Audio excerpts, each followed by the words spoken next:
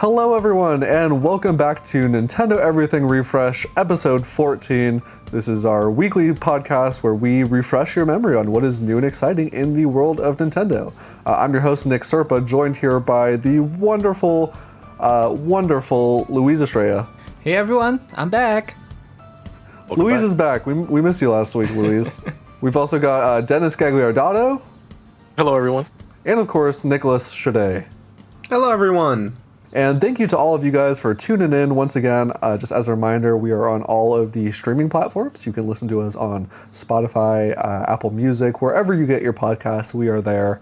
And thank you as always. We've got another big week. The summer gaming news just keeps on flowing. And we're going to start off by talking about, surprise, there was a Xenoblade 3 Direct last week that I'm sure most of you are all aware of, but we're going to talk about that a little bit. We're going to talk a little bit about No Man's Sky, which is coming to the Switch later this year. There was some interesting news about some Tony Hawk games that we'll talk about. And then we'll talk about some of the games that came out this week. There's quite a bit. We got Pokémon Snap that came out on Switch Online, Fire Emblem Warriors, of course, so quite a lot to talk about in the back end of the show. But before we get to all that, let's talk Xenoblade 3. This is Nintendo's next big release on the Switch. It is right around the corner at this point. We are just about a month away. End of July, we're getting that game. And I should mention, Luiz and Nicolas are Xenoblade super fans here among the group. They just published a 2-hour-long discussion on the YouTube channel. Yes, you heard that right. 2 hours of Xenoblade discussion. Luiz, I don't know, do you have anything left to say about this game at this point? Yeah, I don't think so.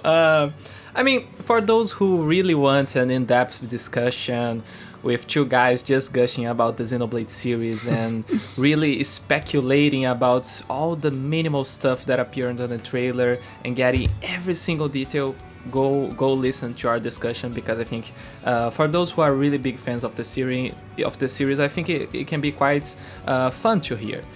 But yes, well, what can I say? I'm super excited. The Direct was amazing. I really loved everything that I saw. It's a little bit funny because I think this talk was before the Direct was announced, but I think we were expecting a general Direct from Nintendo, like for the Summer Game Fest and all of that. So it was a bit of a surprise to see that the Direct was focused on only Xenoblade, which for me was amazing, but I think some people are still waiting for more information in other Nintendo games this summer, and I think they will probably do. But in relation to Xenoblade, after this Direct, I just want to play the game. I already saw everything that I wanted to see. I already know a lot about the story. I already know about the combats, about exploration. To this point, I just want to have the game in my hands. Yeah, I think that's really understandable. I know some people who didn't watch the Direct because they didn't want to be spoiled for the game coming out. But Nicolas, so if you could just kind of quickly, because again, you were in this 2-hour-long discussion, but what are the most important things, or what are the things that had you most excited after watching this Direct for Xenoblade Chronicles 3? Since everything is a bit of a cop-out answer, yes. I'm going to have to go with, I'm really excited for the class system personally. I'm a really big fan of class systems in RPGs. I just played through Octopath a few weeks ago, which, has a pretty in-depth class system. And the way that they are kind of, like, this is the second time they've really done this kind of in-depth class system. The first time was in Xenoblade Chronicles X, and they are putting a lot of work into it. There's a whole bunch of different classes, like upwards of 20. Each class has a variety of main arts, basically your regular attacks that you can use that are unique to a class, and a bunch of passive skills, and there's a whole bunch of customization in terms of having to level up classes, and then you can start using various arts and skills. And it just seems really, really fun. All the classes are really set apart by having all these different varied weapons that you use with them. They're all represented by different characters that all have just fantastic designs. I really just want to see more of what that system has to offer. There's even other similar systems in terms of like skill trees and whatnot that look incredibly complex and fun to kind of, just mess around with, try and figure out how they work. I'm super excited to see how this game is going to innovate on the series gameplay, because Monolith has generally done a very good job of, stepping up to the plate when it comes to always improving their gameplay, kind of improving what we've had in the past and still adding in a little twist to it. And this definitely, I really feel like this is going to be the case for Xenoblade 3 as well, and I just want to see how exactly it's going to work in practice, how everything's going to mesh together, and man, just very excited for that. Yeah, everything they showed off in the Direct looks super smooth, really polished compared to what we saw, compared to Xenoblade Chronicles 2, which I know launched in kind of a rough state from like a resolution perspective. Some people weren't very happy with it, but I was super impressed with everything I saw in the Xenoblade Chronicles Direct, and I am not like a super fan like you guys. I have not carved out the 200 hours I would need to get through those first two games in a meaningful way yet. But the thing that really just struck me watching it was, compared to what I've seen of the other games, this just seems like these are always been very story heavy games, but the story here definitely seems like they're approaching some darker themes, and I'm really curious to see how far they'll go with that. And the world, predictably just looks incredible, just incredibly vast. There's a lot of layers to it, and I really loved how they showed these, you can interact. I don't know if this is a new feature or not, but you can interact with your party members at your campouts. You can have dinner with them, and is that a new thing, or is that not returning? Exactly? It was present in the DLC expansion for Xenoblade Chronicles 2. But still, it was only in that one DLC expansion, so it's not like a super legacy main series feature or anything. So it's nice to see it return. Yeah, I always love those social elements in games like this. Yeah, it adds a lot more personality, I think, and you really get to know those characters on a more personal level, which I appreciate.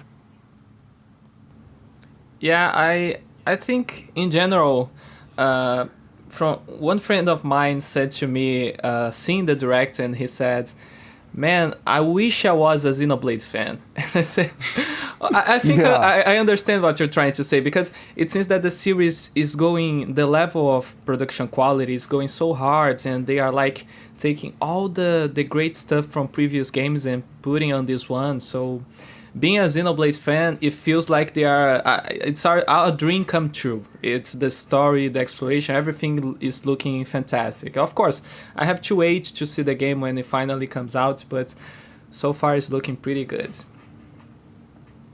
Yeah, it's amazing, and also just the fact that, and we've talked about this a little bit in the past, but, considering just the history that Nintendo has had with this franchise and how we barely even got the first Xenoblade, and now to see that we're on the third mainline game and it's getting a full 25-minute presentation, it's getting all of the attention from Nintendo fans, that, it's just incredible to see, and it makes me wonder, I'm like, man, if only some of Nintendo's other franchises kind of blew up or got this attention from them, stuff that we haven't seen in a while. But I'm really happy for all the Xenoblade fans, and yeah, I'm kind of with you. You said you had a friend who was like, "Oh, I wish I was a Xenoblade fan," and I feel like I know, when I do get around to playing these games, I'm thinking of starting the first one soon. We'll see. But I know that when I get around to these games, I'm really going to love them. Just every bit that I've seen of them just looks like a perfect fit for the RPG fan in me, It's just the time commitment, You really want to invest the full time into this world. Yeah, because those aren't games you want to just pick up for 5 minutes. Those are ones you want to actually sit down and spend hours of your life with to really invest and get lost into that, and just into those beautiful worlds that they have. Yeah, yeah. I wish I was there were definitely some people who played a lot of RPGs when they're kids, but I was not smart enough for that as a kid. I would look at a game like this and be like, what the heck is going on? If only I was smarter when I was playing video games as a younger kid. I mean, those JRPGs are super complex. When I was a kid, those games were not even in my native language, so I would play JRPGs without having a single idea of what I was doing. Wow. But even so, sometimes I had a lot of fun with some specific games. Like, for example, Pokémon is a game that I, even without understanding a single word, I had fun playing. Yeah. Sure. No, and actually, Luis, that does bring up something I'm curious about. Like, you've mentioned in the past how Nintendo is finally coming back to Brazil in a big, meaningful way. But do you think that, like this game is on, like, the people's radar? You know? Do you think Nintendo fans in Brazil are plugged into this game, or is it mostly the bigger franchises that you think people know about? It would be really interesting to have the numbers of that, but it's definitely a niche franchise. Before I was here on Nintendo Everything, I had a YouTube channel in Brazil, and I think I was one of the only Brazilian channels to actually talk about Xenoblade. But I remember that when I made a video like introducing the franchise, tons of people were like super interested in the game, because I think Xenoblade is a game that when you see for the first time, it really catches your eye because you see all those gigantic worlds and all that stuff. But it definitely is a difficult game to get popular in Brazil, not only because it's a big JRPG, but because it's in English. So, and it's the kind of game that you need to understand what they are saying, what is happening in the story, and all that stuff. So it has kind of this barrier with the language here. But I can say that there's a small group of people who really enjoy Xenoblade here in Brazil, and I'm pretty sure they will buy the game. Just like me, they will buy the game on launch. But it's not a huge group like the people who... For example, Nintendo has 3 games in Portuguese right now. Mario Strikers, Switch Sports, and Super Mario Party Superstars. So that can kind of give you a perspective of which games sell a little better in Brazil. Yeah, no, that's true. Yeah, and I guess, it's also easy, like, looking like, oh, in our little bubble of Nintendo enthusiasts, of course everyone knows what Xenoblade is. But I mean, I'm sure if you were to walk up to someone in the street here in America too and ask, hey, have you heard about Xenoblade? Most people are probably not completely lost. Going to know. I mean, maybe not, but yeah, I'm not optimistic about that. Is that a new virus? What is that? This is the new strand of COVID. Xenoblade. Yeah, like, what is that? Stay away from me, man. I don't want that Xenoblade, man. Stay away from me. No, but you do want it. That's the thing. You just gotta sell them hard on it. That's the thing. In a crazy twist of events, you do actually want it. It's a very recent series, right? We are right now in the 3rd game in the chronology of 1 and 2, and if you compare with bigger franchises like Final Fantasy, those JRPG franchises that are really big, Final Fantasy, Dragon Quest, I think Xenoblade is still will reach that level of popularity. For me personally, I think I even mentioned that to Nicolas, I want Xenoblade to sell the same amount of Fire Emblem. Fire Emblem is already selling like 3 or 4 millions, close to 4 millions, and Xenoblade is still on the bar of 2 millions, almost 1.5 million. So I think I'll be pretty happy if Xenoblade 3 can finally reach like Fire Emblem levels with 3 million units sold. For a JRPG, I think that's amazing. I think it that would be awesome. Yeah, eventually it will. There's no doubt. All right, well, any closing thoughts about this game? Oh, sorry. Go ahead, Dennis. No, it's okay. Well, I was just going to say that, like, I think you have to think about some of the biggest RPGs in the world. Some of their more popular titles are the later ones in the series, right? Because when they started, I mean, now marketing is much easier with the power of the internet and stuff like that. But when you think of Final Fantasy, when you think of Dragon Quest, using those examples, they didn't really start getting big until around 7, until around their 7th or 8th entry, right? So, like, you have all these entries that were at the time, most of them unlocalized, and little by little they started coming over to the West and started getting more recognition. But yeah, I think really when the big boom happened, I think even though despite the popularity of Final Fantasy 7, I would argue Final Fantasy 9 or 10 is when Final Fantasy really took off. and really just started getting into people's eyes, right? And then of course you had the MMO with 11 when that started, and then 13 became its own juggernaut, and then the rest is history, right? And so yeah, I mean, I think Xenoblade will reach that point. I still think, despite it being these massive, beautiful, open world RPG games, it has a long way to go before it reaches, those levels of Final Fantasy and Dragon Quest in a good way, right? So Xenoblade, if you think it's absolute quality now, just imagine where it could be, 10 years from now, right? I mean, it's going to be tremendous what Xenoblade can accomplish, so long as Nintendo is willing to be consistent with it and put in the investment, right? Yeah. Right. Totally. It's agree. worth pointing out that like Final Fantasy and Dragon Quest are also really big exceptions because they've been in the industry for so long. As another example, something like Persona 5, which everyone talked about, or at least it felt like everyone was talking about when it released in, 2016, 2017?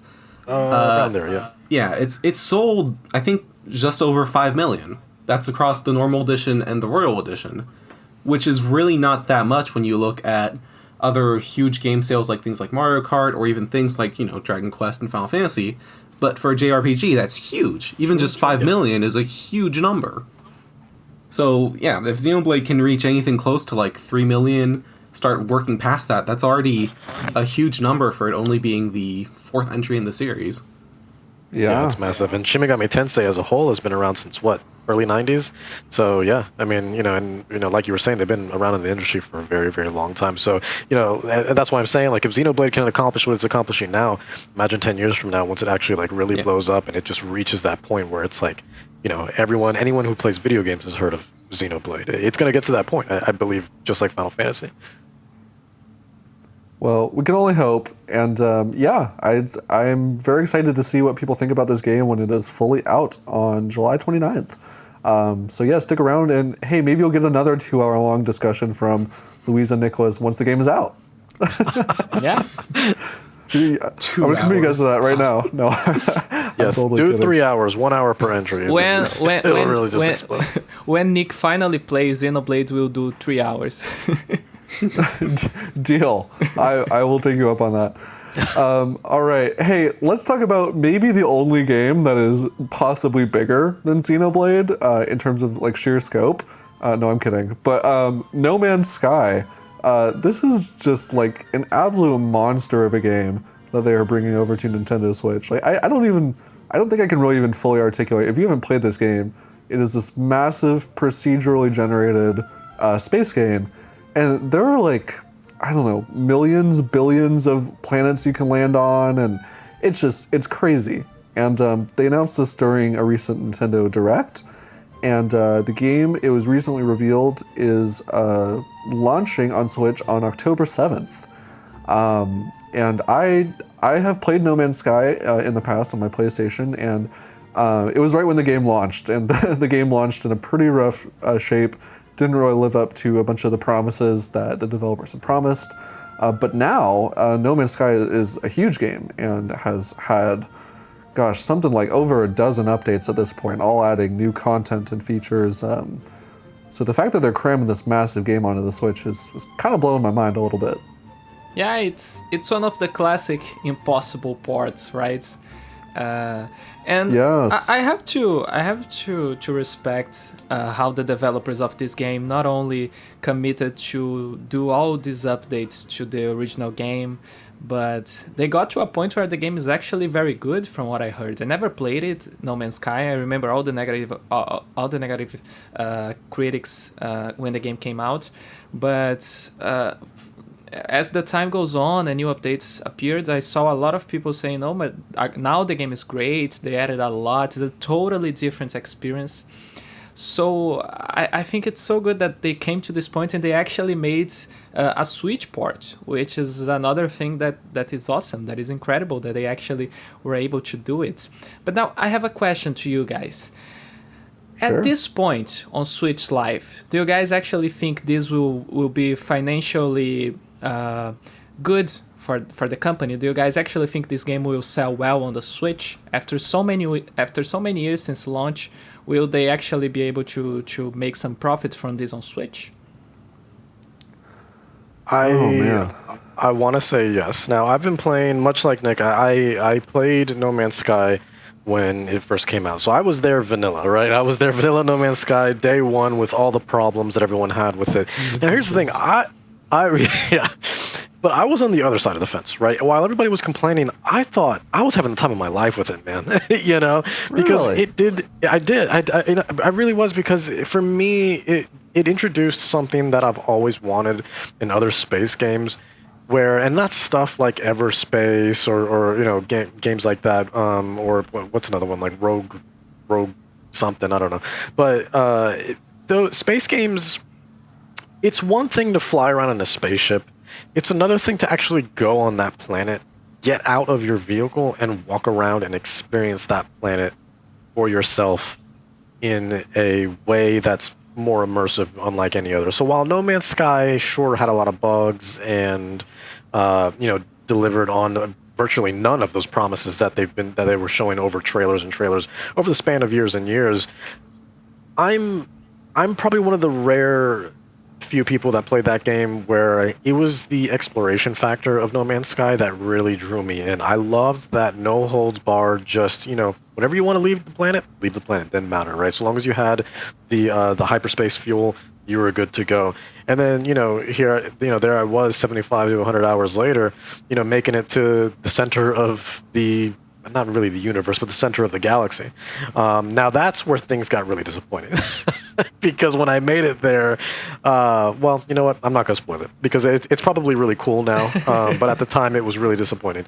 Yeah, because at this point, I mean, they've added new story elements. They've added whole new quest lines. You Yeah. can like land in like I don't even know what they're called, like space stations, and That's right. Yeah. yeah, all kinds of crazy stuff now. But to answer your question, though, before I just go into because I could honestly talk about No Man's Sky for the entirety of one episode. Like, I mean, I really do love No Man's Sky that much. Like, ever since day one, I don't care. I've defended that game since day one. But I do absolutely see where other people, you know, have had their issues with it. But anyways, to answer your question, I do think it could be successful on the Switch, so long as it's able to maintain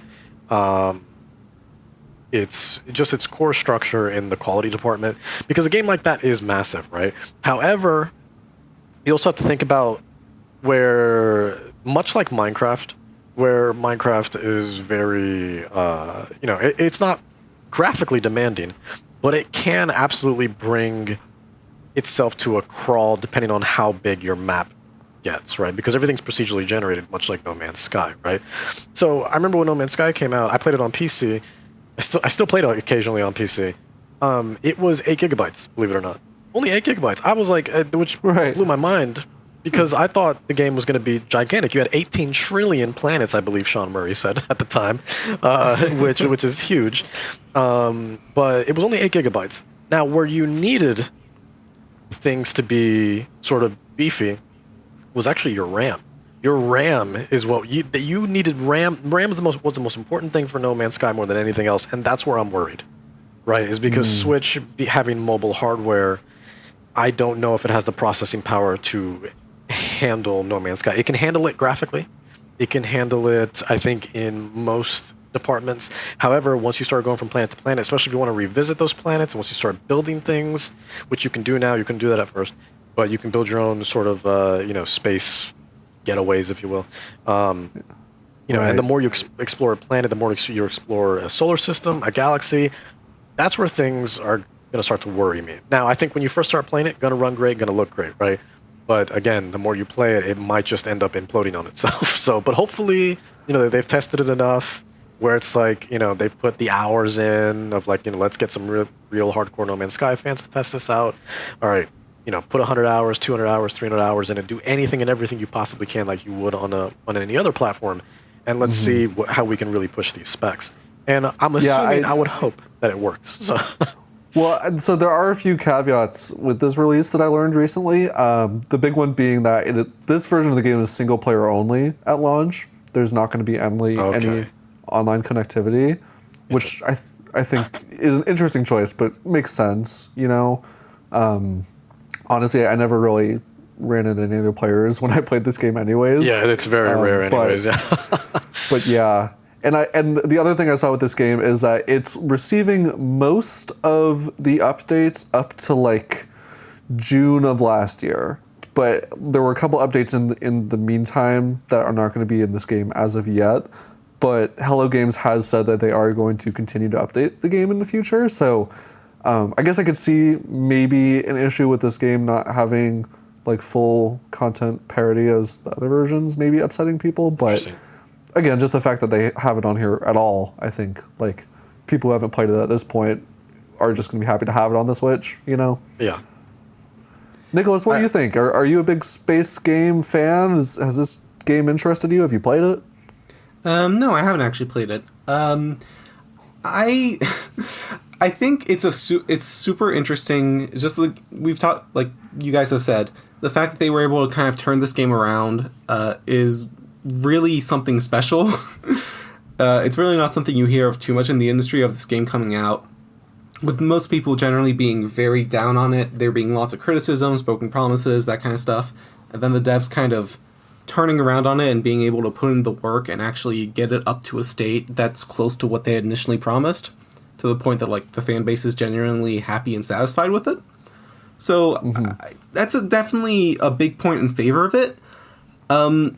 Personally, it just doesn't appeal to me because I already spend so much time playing huge sweeping RPGs. I don't have as much time personally to get invested in like these big space adventure games, because then I would just have no time left at all to live. True. Yeah. I need to have lunch at some point in the day.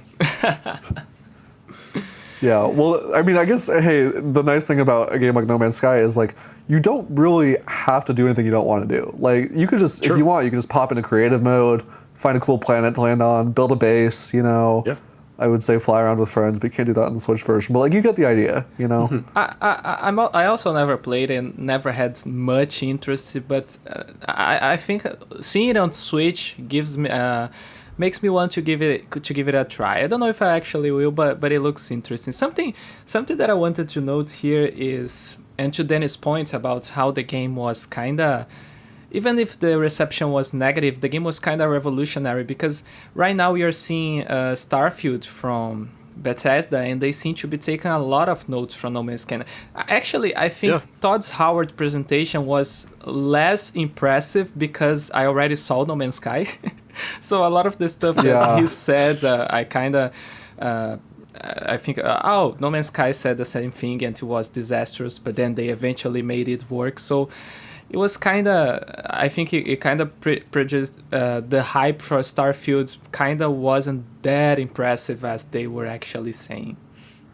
Yeah, that's true. I still got hope for Starfield, but that's a discussion for another day. All right, well, yeah, so No Man's Sky, that is coming out this October, and yeah, I'm very curious to see how this game plays out. And honestly, it's a miracle that it's happening at all, as we discussed. So, hey, speaking of that, here's a game that didn't happen that we learned about recently. So those of you who are into skateboarding games probably remember not too long ago we had Tony Hawk's Pro Skater 1+2, which was a HD... I never know whether to call a game a remaster or remake, but it felt more like a very faithful remake to me. It was a really good... I actually reviewed it for the Switch when it came out. And it was something that a lot of people had been asking for a really long time. And the question for skateboarding game fans for a while was, are they ever going to make a Tony Hawk's Pro Skater 3 and 4? Because believe it or not, there were 4 of those games back in the olden days. And apparently, this was actually the plan. But if you recall, last year, Vicarious Visions, which is the developer that worked on these games, they got merged into Blizzard. And so Vicarious Visions no longer exists. And apparently when that happened, the game just kind of fell apart. Activision looked for a different developer, but no one else took on the job, and so kind of a shame for the skateboarding fans out there. It's so sad because I think 3 and 4 were the best ones. You know, I know a lot of people will argue Tony Hawk Underground was like the best, or even Underground 2 actually. That was the game I grew up with, Underground. Yeah. Yeah, and those were fantastic games. I mean, credit where credit's due. I'm not taking anything away from those games. Those games were phenomenal. But there's something about Tony Hawk Pro Skater 3 and 4 that just, I mean, my God, man, the amount of hours I put into those games was just unreal. I mean, Underground was sort of revolutionary. It's weird. It's funny to think about now, looking back, but it was revolutionary because you could get off your skateboard, right? You just run around and do things, outside of skating, which was awesome. But Tony Hawk Cross Grand Theft Auto. Yeah, Open world skates. That's what it felt like. Yeah, but but 3 and 4 just had such a tremendous amount of levels to play in, and there was it felt more arcadey than Underground did, and because I think Underground definitely was trying to do something different, right? Where it's just like, here's a new world, not a world, but here's a city to just go and run around in. In Underground, you could literally beat people over the head with your skateboard, if I remember correctly. So, like, that should give you a sense for how different these games are. Yeah, they were very different. But yeah, the track selection, you know what I mean? The sort of arena selection was just so good. Yeah, I mean, all the skate parks were great, and then not to mention like Tony Hawk Pro Skater 3. Well, 4 had this too, but you could go between. You could have Darth Maul, you could have Wolverine to play with, right? You could have a surfboard. Yeah, it was crazy. Whoa, it was crazy. I did not know that. You guys didn't know Hawk games. No, I mean, I know the Tony Hawk games are a lot better. They're like hidden characters. I'll search that on YouTube as soon as this ends. Darth Maul. I promise. I know, because I played as Darth Maul a lot. That was awesome. And every time you did like a kick flip or like an eggplant or something, man, he would just throw his lightsaber around. It was crazy. It was wild. It was wild. But yeah, those games were fantastic, man. And so it's really, really a shame that they got sort of canned, because I much rather would have preferred those over 1 and 2. Once again, with all due respect to 1 and 2, because those were great also. Honestly, all the Tony Hawk games were great up until whatever came out after Underground 2, Ride or something like that. The one with the Wii, there was that one where it was like a Wii game, and you had an actual skateboard that you stood on. Do you remember that? Was that not Ride? Was that not Tony Hawk Ride? It might have been that one. I think it was Tony Hawk Ride. Yeah. Wow. Or there was one that was downhill also, where it was just like a one big slope. There was that one too. Yeah, but anyways, they started going really ridiculous after that. They just weren't good. And then they tried to redeem themselves with Pro Skater 5 a couple years ago, and that didn't work out. So people did not like that. Yeah. Now, Nicolas, I know you're not, like you said, you're not super familiar with these games, but I mean, how do you feel just about this idea of this game that people wanted was on the cards, and then smaller company got swallowed up by a bigger company? And I mean, Vicarious Visions was pretty big, but it's just always a shame to me, like, when that happens, when these mergers result in cool things disappearing.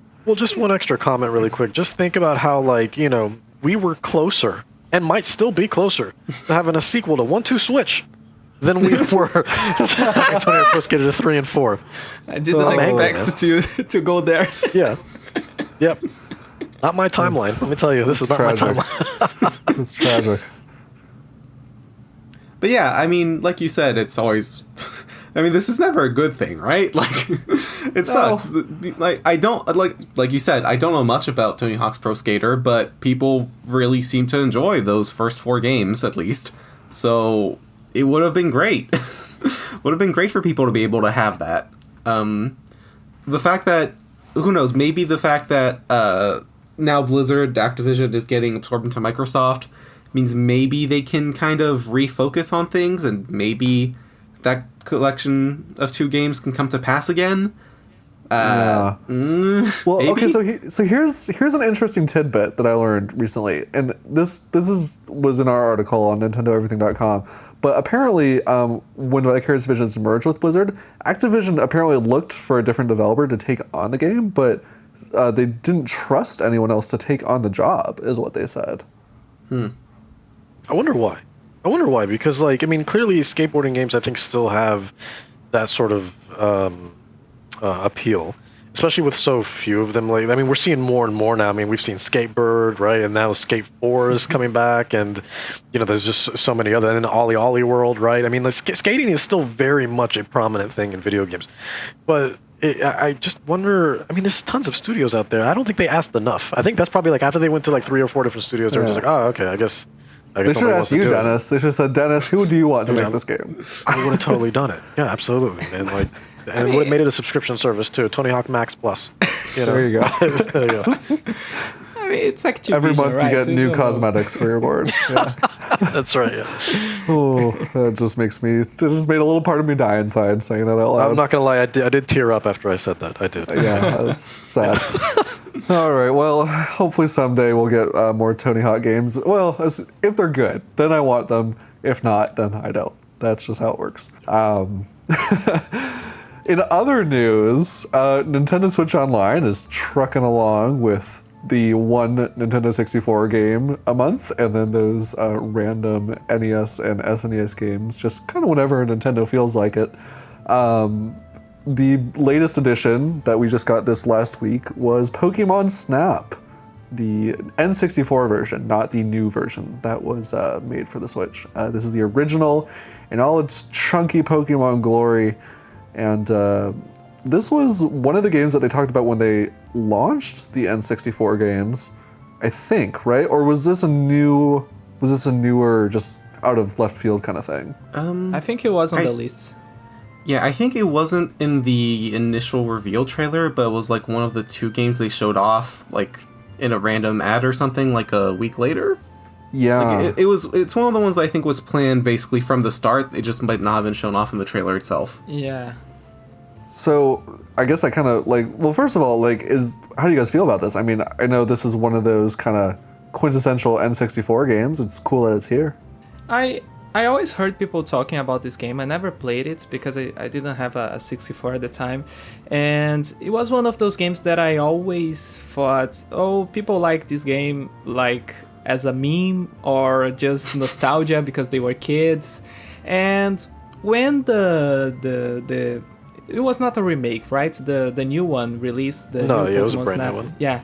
When it released, I kind of understand what was the appeal of the game, because seeing with all these new graphics and seeing the Pokemon interacting, I thought, oh, okay, this is pretty cool. This is like a non-Rails game, but instead of shooting the enemies, you are actually taking pictures of Pokemon doing cool things.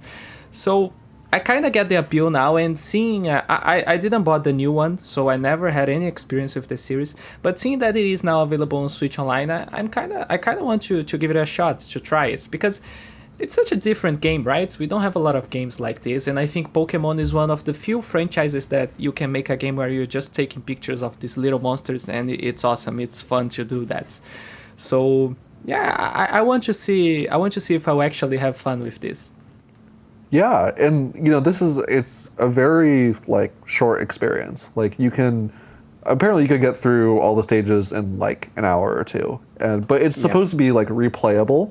Oh, so I think that kind of makes it a good fit for the Switch. Like you kind of pick it up here and there, go through stages that you went through maybe a month or 2 ago, and be like, oh, here's something new I didn't see before. Yeah, I could see that.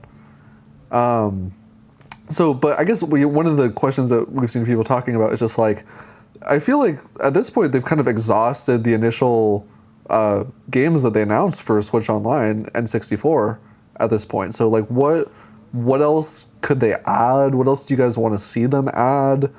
I mean, there are definitely some big hitters that are not on the service. Like, I think people would be thrilled to see the original Super Smash Brothers hit Switch Online. Oh, absolutely. That was the first one to come to mind. Yeah, absolutely.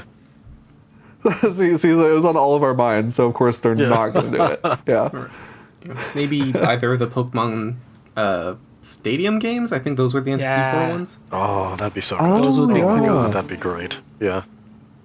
Oh, and GoldenEye, of course. People have been pining for GoldenEye. Well, GoldenEye might be coming back. I don't know if you guys have been seeing the rumors lately. I mean, there's been apparently achievements popping up in the Xbox stores, so who knows? We'll see. But here's the thing. I feel like rumors like that have been going around for quite a while. People are like, oh, they're going to announce it at E3. And then before that, it was, oh, they're going to bring back this canceled version. And, oh, they're going to bring it to Switch Online. So I don't know what to believe anymore. Yeah, it's all over the place. Who knows? I mean, as long as you keep saying it, it will eventually come true. So That's right. That's true. Actually, yeah. Yeah, just like Kingdom Hearts 3. So that happened. Yeah, So. true. Right. Yep. The other option is they just don't add any more N64 games for the next 6 months, and then in December they'll announce, oh, we're adding something really obscure like Glover. Here's Superman 64, the well-received Superman yeah. 64. I actually want that. Yeah. that would actually be really interesting piece Selling of Just to game try it history. out. I'm scrolling through a list, and there's actually quite a bit of third-party stuff that I didn't really think about. Like there were some Rayman games that were on the Yeah. N64. There was I don't know, like Turok, like some. I think there was even like some Resident Evil ports Yeah, I know. to the I think Resident N64. Evil Mega was Man over there. 64, I think. Oh, yeah. Uh-huh. That's a good one. All right. Well, we will see, I suppose. I mean, I would always just love to see them bring over all the classic games, but I know that's not realistic. Yeah. But I at just this want my point, I'll Game just Boy take Advance it. games. That's all, man. Then I'll subscribe to the service, the expansion pack, But assuming they don't make a Yeah. whole separate Sorry. expansion pack, how The crazy would that be? super expansion Right. pack. Yeah. Right. Expansion Pack Advance. Yeah. Yeah. Oh no! Oh, don't give them ideas, That is Nicholas. exactly don't what give them I ideas. call it. Yeah, that is exactly. Oh, Yeah. It's so Dangerous. confusing Advanced when it pack. gets like this. Yeah. I think alright. for Well, 64, I just was saying, I think they could add more than one game per month, maybe. I think it's just so slow the way that the library is growing. But I think by the end of the day, they don't have a lot in the 64 to add, so maybe that's the reason. I don't know. It's either one of those weird things where like they're just trying to drag it out as long as possible, Yeah. or it's that maybe they are putting more work into these games in the emulator than we think they are. Maybe there's a well- lot behind the scenes. I don't know. I mean, I know these games have had their problems, but that doesn't Yeah. necessarily mean that they're not working on them in some way. So I don't know. Yeah, maybe, yeah. No. Well, that was just one of the things that came out this week. We're going to take the next kind of, 15, 20 minutes of the show and just kind of quickly touch base on, because like I said at the start, there was actually quite a bit that came out this week. And really quickly, we've talked about this quite a bit lately, so I don't want to spend too much time on it, but finally, Fire Emblem Warriors 3 Hopes is out. The big Fire Emblem Dynasty Warriors style game, and it has been getting really good reviews. Dennis, you played a little bit of this, correct? Yeah, it's so good. It's so good. Like I think this Yeah. is the best Musou game to come out in a very, very long time. It's definitely better than Age of Calamity, and I thought that was really good too. But like, yeah, no, this is so good. Like this is what I've been wanting since pretty much Dragon Quest Heroes 2, where Dragon Quest Heroes 2 just had it did more than your typical Musou game, where it's just like, all right, pick a character, pick a stage, and go in. This Dragon Quest Heroes 2 like actually had you walk around like a pretty big hub world, and it felt like it had parts of it where it felt like an action RPG, and this feels like that too, except of course you feel much more in line with how Fire Emblem feels. And I think Luiz mentioned this last time, a couple weeks ago, where when the demo had first come out, where he made a good point where, everything that you know about Fire Emblem is here, and it plays almost identically to Fire Emblem, except for the part where you actually get into the battles. And then instead of a strategy RPG, you're basically in that typical Warriors format of gameplay, right? So, and I think that's what's so good about this, is if you loved Fire Emblem Three Houses, you're going to love Three Hopes, man, because really it's almost the same, except for the actual gameplay portion of it, where it's more of an action hack and Just the slash. combat. Yeah. Luiz, Nicolas, have you guys picked up this game? I know you guys seem pretty excited about it too. Yeah. I haven't been able to. I really want to, but the thing is, even if I did pick it up, Monster Hunter's coming out this week, and I'm just not going to have the time to get to it. Yeah. But I really do He's want still to pick it up. meditating. Because, like Dennis has said, it just seems, from what I've played in the demo, it just seems so fun. It seems so well designed. It definitely seems like one of, if not the best Warriors game that I've tried out. And I really want to kind of dig into it. Yeah. The first real kind of Warriors spin-off game that I played was actually Persona 5 Strikers, and that really just sold me on the idea of like, wow, like Koei Tecmo, they're really good at taking these IPs and fitting them into this formula, and like with a lot of respect to the source material. So, yeah, I'm really glad to hear that one is a winner so far. one of the other big games that came out this week that I really, really want to play, but I'm probably going to have to wait a little bit just because of time, is the sequel to AI the Somnium Files, which is called AI the Somnium Files Nirvana Initiative, with just very strange capitalization, as is you would expect with this type of with this type that's of cool game. though. I like how they did it because like the A at the end of Nirvana is capitalized, and then like the I in initiative is capitalized. I get it. It's like still AI. Know. So, yeah, They're just like, goofy, look how I get it, clever but- we are. yeah, but Yeah. No, but I mean, I just played the first game earlier this year, and I was kind of lukewarm on it up until like the very end, and then when all the pieces start coming together, you really start to appreciate just how well written the game is, like from a scenario perspective. And I am really curious to see what this new entry does differently, because it seems very similar from the perspective of the premise. And it just seems like it's a different story with the same type of mechanics. And I'm sure there's more to it than that, but I feel like it's something I would have to play to really appreciate, you know?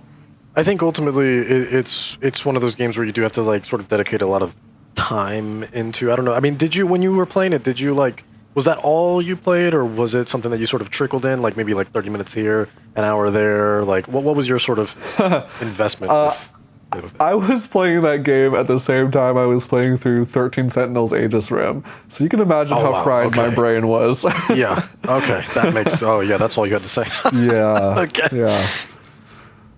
Yeah, it's definitely a little bit different if you're used to because this is made by the same team of people and the same creative mind behind Zero Escape, right? So like Izanagi Games, who kind of came together being a mixture of the Zero Escape developers and the Danganronpa developers, kind of created the studio, and yeah, so you get a lot of elements into this, similar to what you would experience in those games, but they're very detective heavy. But they definitely still have that dark twist mystery to them.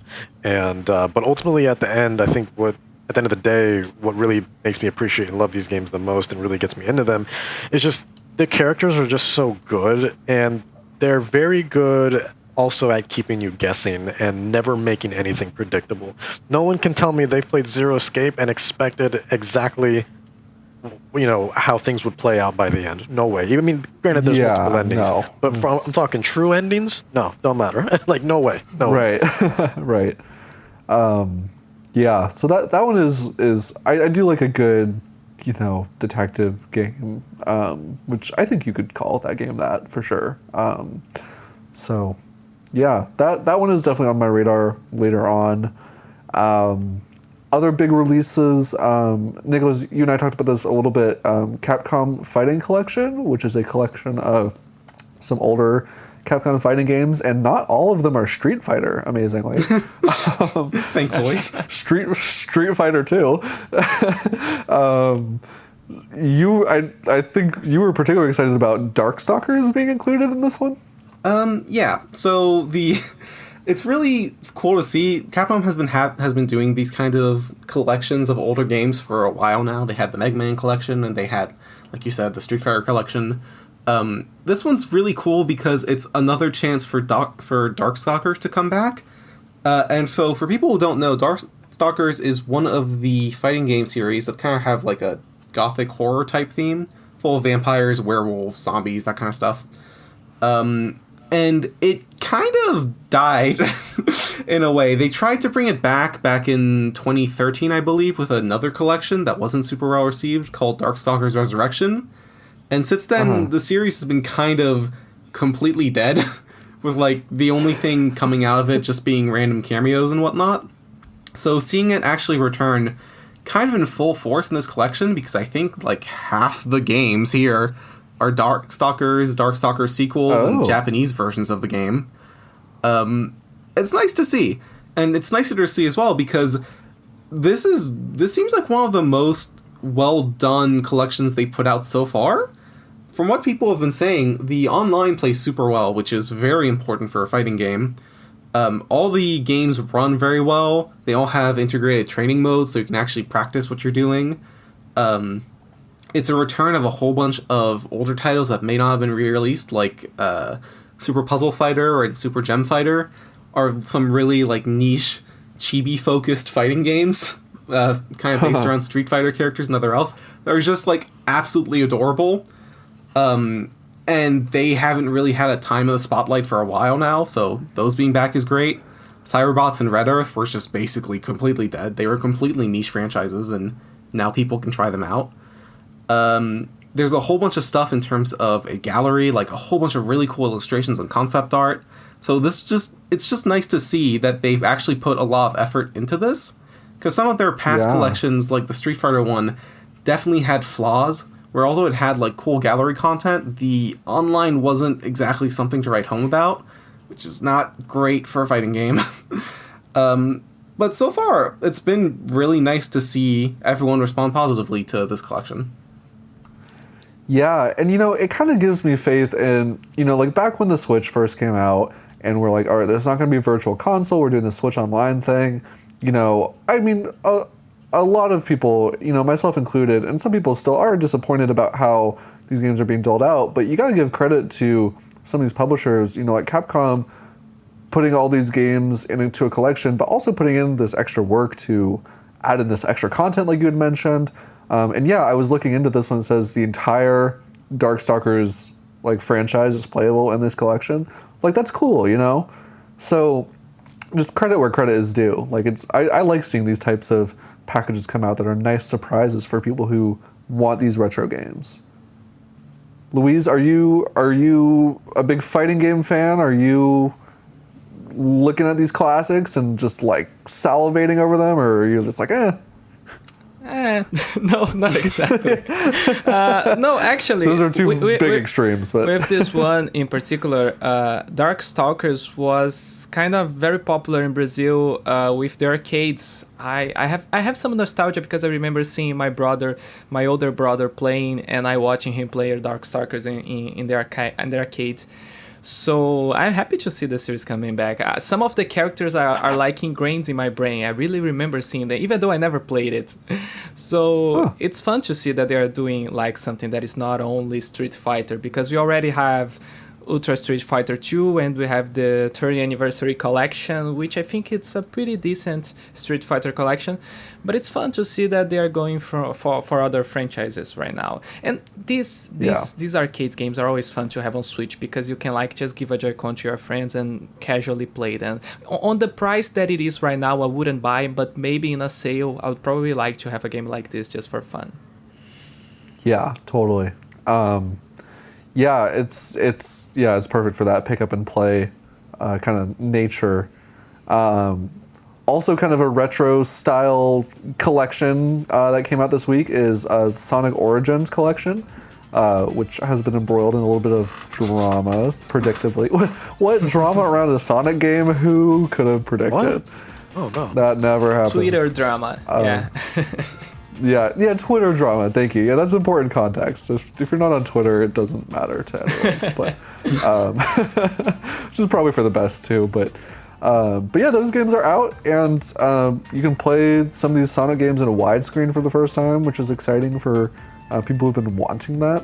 And there are some complaints about like little things in the game, from what I gather. And one of the developers was a little frustrated on the internet over the weekend, saying, "Oh, this game isn't exactly what we sent over. There are additional bugs they added. We didn't get as much time to work on it as we wanted." Sega being Sega to some extent. But overall, I mean, hey, if you're looking for a way to play these games in widescreen on your Switch, here you go.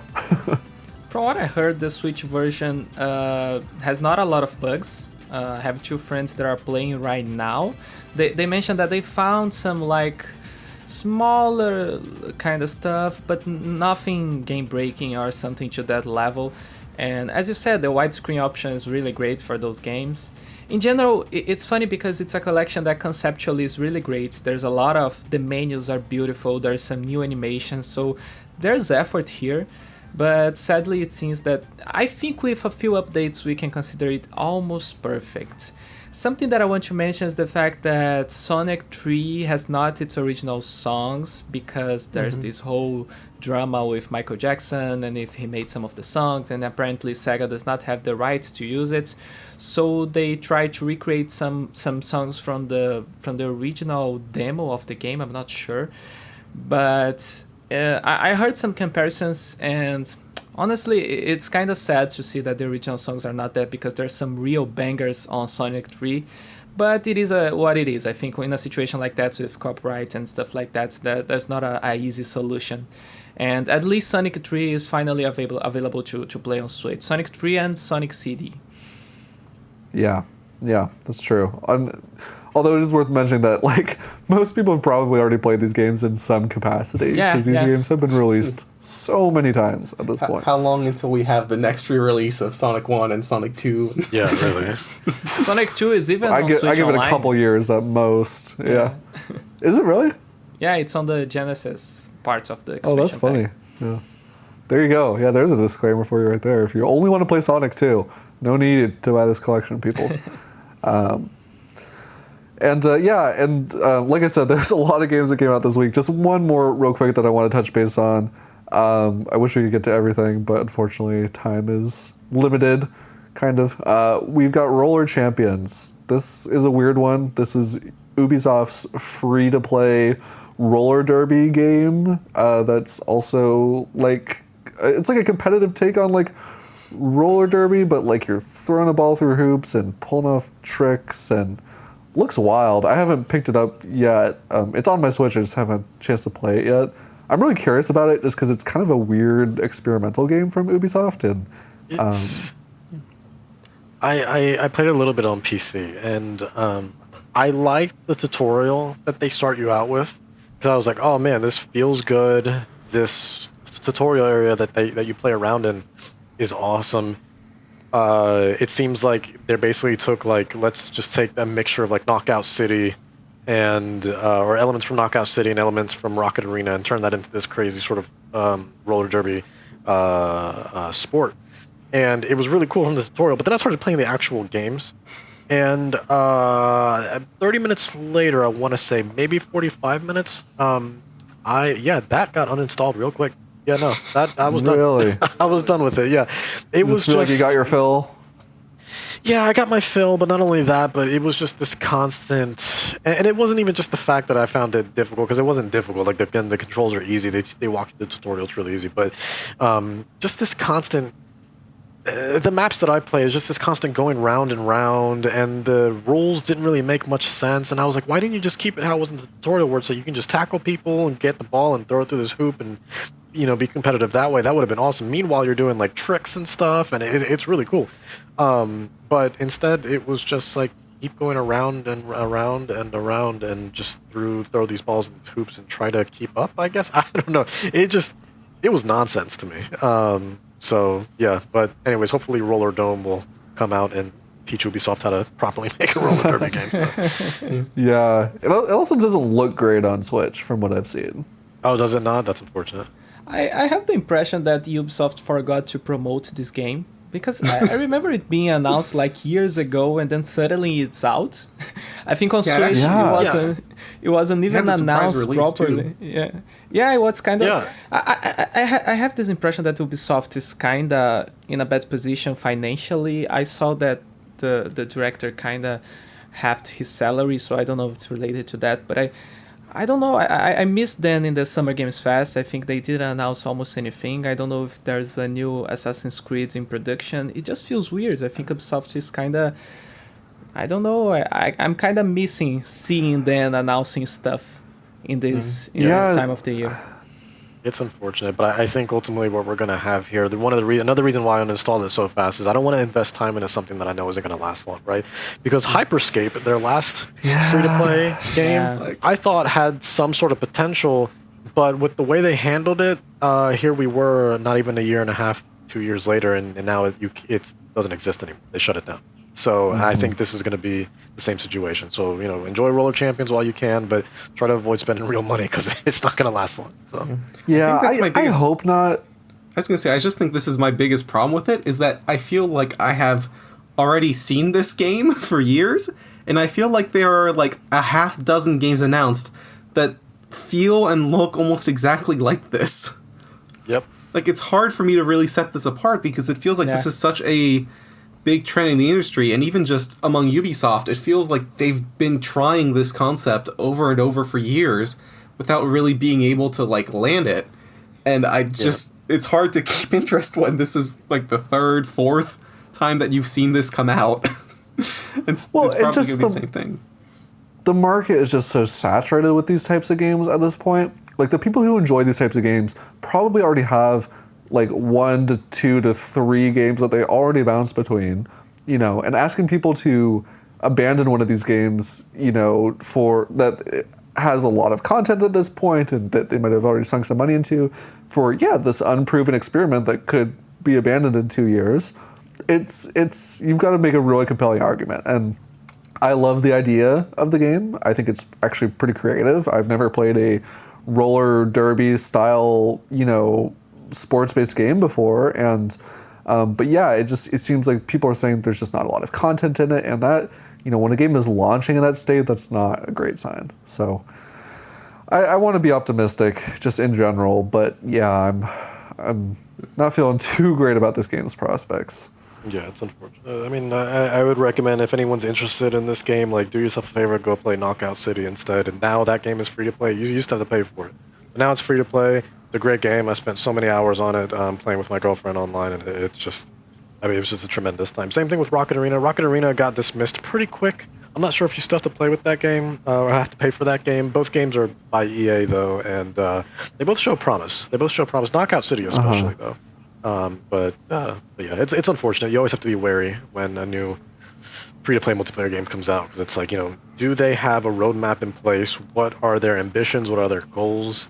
And you would think a massive company like Ubisoft would have, the resources to invest into making a successful game like this. But, it was like Nicolas was saying, where, this game just kind of came out of nowhere. It just, after being in development for not even that, it got announced, 4 years ago? And, like, now here it is, and no marketing, nothing. Not a good sign. So. Well, folks, that pretty much wraps up our show for the week in terms of news. But before we go, as always, we're going to kind of talk about what everyone has been playing lately. And Dennis, I know we already talked quite a bit about what you've been playing between Fire Emblem Warriors and AI the Somnium Files. Did you have any other thoughts on those games, or was there anything else you've been playing this week? It's basically what we hit on earlier, which was basically, those games, both of the new titles of these games came out, and they're both fantastic. I have been replaying the original AI Somnium Files, however, just to kind of refresh my memory. They do have a refresher at the beginning of Nirvana Initiative, but that's good. It's really good. But even if you haven't played the first one, this should be noted, where you can absolutely jump into Nirvana Initiative and not worry about a thing. They tell you that explicitly in the beginning of the game. I don't know if they've said that through marketing and whatnot, but if you're interested in this and you haven't played the first, but you don't feel particularly compelled to play the first, don't worry about it. Again, they'll catch you up, and that's even up to you. You don't even have to be caught up. Because this is a whole different case. You have similar cast members, but otherwise the case is that you're working on here is unrelated. And these games are brilliantly written, I think, and they definitely take the visual novel aspect to a new level, which I feel both Zero Escape and Danganronpa have done so well. Which is why I appreciate them so much, because they do give you that 3D aspect of, like, look around and, in some cases walk around even, and it adds more depth to your typical visual novel experience of just like press A to move to the next line of dialogue. It's really high production, really high quality. It's great. Yeah, that really goes a long way to making what could just be a very straightforward visual novel just so much more immersive. Absolutely. What about you, Luiz? What have you been playing lately? I started playing last week a game that is available on Switch, but I actually played on Xbox because it's available on Game Pass, which is Life Strange True Colors. And I finished this week, and I like it a lot. I've only played the first one, and I skipped the prequel Before the Storm, and then the sequel I didn't play. I also didn't play Tell Me Why, but this one let me try and play it, because it's not a super long game or anything like that. And I had a fantastic time. It reminded me a lot of the first game, but it has kind of a different vibe, a different speed. But the game is super cozy because everything happens in this small city where everyone knows each other, all the characters interact with each other, so it has this sense of community, and you interact with all these characters, and you can like, because of the power that the character has, which is like super empathy, she can help everyone with their problems. So it's fulfilling to play a game like this because you feel that you are actually helping people, and it's just such a good message, such a good game to play. It brings a feeling of joy that few games can actually bring, and this is something that the first Life Strange also I like the first one because of that, but I like the way that the game can talk about these themes that usually video games don't talk about, and it talks in a very sensible way, even if it is something super heavy or something a topic a little more mature, but it talks about it in a way that it really is comforting, you know. I love the series for that, and I think with this game they managed to keep this theme while bringing different characters, different topics, so many different stuff that they talk, and the music, the soundtrack is so amazing. There's this moment where the game just asks you to stay in a place and see the scenery, just listen to the music and see the scenery, and you can go out wherever you can, but it's just a moment to relax and to watch what is going on. So overall, just a great experience, a great story, I think it's a very cozy game to play. So I really recommend True Colors. Yeah, that one has been on my list for a while, and I'm hoping to get to it soon. I will say though, Luiz, like if you liked the first game, you really owe it to yourself to go play Before the Storm, because that game just does so much to... It makes the first game better. I really do think so. I it's have a lot it of character on, development. I have it on Steam, but I never played it. But I'll play it. I'll play it soon. Yeah, I would totally recommend it. And True Colors, it seems really just to take everything that's great about those games to the next level. And it really does do a lot to show like video games can, create empathy in the player. And can explore these meaningful themes. So, love it. Nicolas, what about you? What have you been playing this past week? So I actually haven't really played anything, to be honest. Most of my time has been spent thinking of Xenoblade 3, to be honest. And also just kind of mentally preparing for Monster Hunter, because that's going to take up a lot of time once that comes out this week. I'm just like picturing you like curled into a ball, like reciting the Xenoblade 3 Direct from memory. I have like an 8-page document that I wrote with notes for our discussion. So there was a lot of time just looking at those same 25 minutes over and over again. Love it. No, that's cool. It's good to have those breather weeks in between. These games they're fun, but it can be overwhelming when you're sucked into all of it at a deep level. As we all often do. I've been kind of dabbling in a couple games this week. I'm kind of in between things. I have some games I'm reviewing soon, so I don't want to commit to something big. But something that launched recently was PlayStation launched their new version of PlayStation Plus with their new kind of subscription tiers. And I was really curious about it because I had a PS4, but I never really got into some of the older PlayStation games. So I was curious to go back and try some of those. But this week, before I even got to dive into those classics, I was like, I'll just try something random. So one of the random games I tried, it's a rally racing game called WRC 10. And I jumped into this game totally blind. For those who aren't familiar, rally racing, it's very different than a lot of other forms of racing you'll see, because it's basically the cars, you're not directly racing against other cars. The cars go one at a time, and you're not on a closed track. You're on basically a public road that has been converted into a racetrack. And the rally races are kind of notorious for being in kind of these very precarious really like thin roads, like hairpin turns along like sheer cliff faces, or just in kind of these really extreme environments. Some of these real world rally races can go on for a really long time, and there's like an endurance element to them. Like if your car breaks down in a real world rally race, you don't have a pit crew. You just have to stop on the side of the road and fix it and get yourself up and going again. So it's always been kind of interesting to me. Yeah.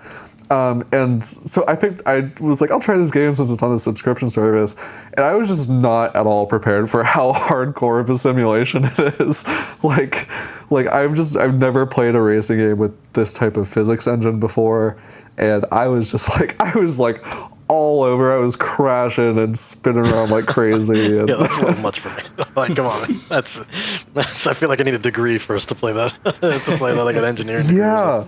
Oh, okay. And then like that's just the races. There's like a full-on career mode in this game where you're not just like, you're basically managing your entire team of racers, and you're like doing R&D to like uncover new cars, and it's like just like totally bonkers. And I looked at the amount of menus on that screen, and I was just like, yeah, no, I don't have the patience for this right now. But no, I was like, it was cool to like just like see a game, and I was like, oh, that looks interesting, I'll try it, and then play it for a little bit and be like, yeah, all right, I've had my fill, and be like, hey, I didn't waste $60 on this game. It's a good feeling. Yeah. So, question actually, because I don't think I ever got this like answered from what I looked up. Does their new subscription services, are they install only, or can you play them over the cloud as well, kind of like you can with Game Pass? It depends a little bit. So all of the PS4 and PS5 games can be downloaded directly to your console. Okay. Some of them you will be able to stream as well, but I don't think all the PS4 and PS5 games can be streamed. I think it's only limited to some of them. Actually, I don't think you can't stream PS5 games at all, but you can stream some of the PS4 games. Okay. And then the PS3 games in the higher tier, those can only be streamed, so you can't download those directly, because I guess they haven't figured out how to emulate those games on the PS5 yet. Mm-hmm. So, yeah, it's kind of a weird solution, but you know, I feel like in general, like people are always going to complain about the game selection for these types of things, but I really wish Nintendo had something at this level, because I feel like just for context, like if you've been subscribed to just like the base PlayStation Plus where you get your free games every month, that's like $60 a year, you know? And if you like even only a couple of the games they put out each year, you get your money's worth. And so now it's basically saying, okay, for an extra $60 for the whole year, you have access to literally 700 games from the entire PlayStation history. So, I don't know. To me, like, that's just incredible value proposition. Yeah. Oh yeah, I mean, that's huge. That's huge. So, who knows? Maybe someday Nintendo will catch up. Probably not, but again, like to be optimistic. Yeah. Well, I mean, first things first. Let's try to get a decent network infrastructure first of all before we even think about going that route. You know, my God. So. Here's what's gonna happen. They're gonna announce, all right, we're adding all of our consoles to Nintendo Switch Online, but you can only stream them, and it's only gonna be really bad. Yeah, that's ridiculous. I don't know if you guys have actually like played or bought, like, I mean, there's usually demos for them, but like any of those cloud only games on Switch, but even those I can't with those. I can't. I got a review copy long time ago with for Plague Tale, the cloud version on Switch. Oh no, I couldn't do it. I was like, I contacted them. I was like, guys, I can't do this. I can't. It's not for which game? I promise you. A Plague Tale, when that came to Switch through the cloud. Yeah, because I've played that game front and back twice. Once on Xbox and on PC, so I know Plague Tale. I love Plague Tale. You know, yeah, I love Plague Tale. So like, but this cloud version, I was like, oh no, this will not be my third time. Oh no, oh no.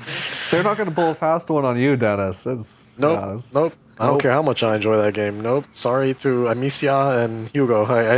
You guys are going to get eaten by the rats because I can't with this cloud. Yeah.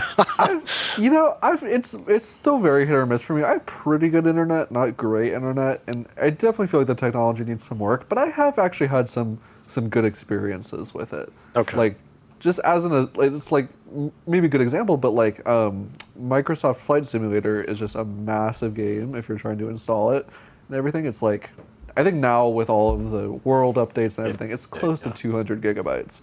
So would I rather install that game, or would I rather pop into it for like instantaneously via cloud streaming and enjoy it that way, you know? Right. So, all right. Well, we're going off on a whole other tangent there. I could talk about all this stuff forever, but thank you so much, everyone, for tuning in to episode 14 of Nintendo Everything Refresh. It is always a pleasure to get to talk about nerdy things with you guys for as long as we possibly can get away with. As always, if you like our show, please spread the word. Please listen to us and follow us on whatever streaming platforms that you use. We do have a video version both on YouTube and Spotify now. So if you like the video version, you have a couple options. And yeah, you can listen to us just about everywhere. And if you have any feedback about the show, you are always welcome to drop us a comment on YouTube, or you can find our show email in the show notes and email us your feedback and ideas directly. And maybe we will even give you a shout out on the show. So yeah, that just about does it for this week. Thank you so much, and we'll be back at you soon.